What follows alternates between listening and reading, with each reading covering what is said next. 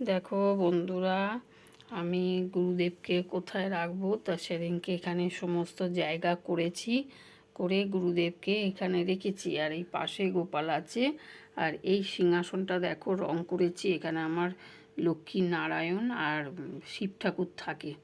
তা এইগুলো এখানে করে দিয়েছে। এখানে এখানে এরাই এখানেই থাকতো, তো এখানেই আছে। তা রং করে দিয়েছি খালি আমি সিংহাসনটাকে, আমি নিজেই রং করেছি বসে বসে।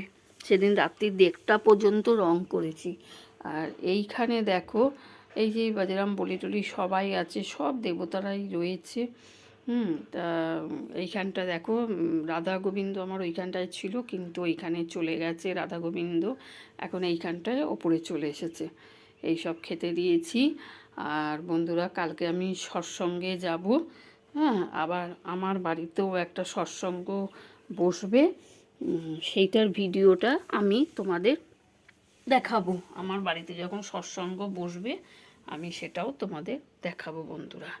তা এখন এই খেতে দিয়েছি, এবার মন্ত্র পাঠ করব, কেন সকালবেলা আমার ইষ্টভীতি করা হয়ে গেছে। মানে গুরুদেবের নামে যে টাকাটা তুলতে হয় সেটা আমি করে রেখে দিয়েছি, রোজই সকালবেলা করি।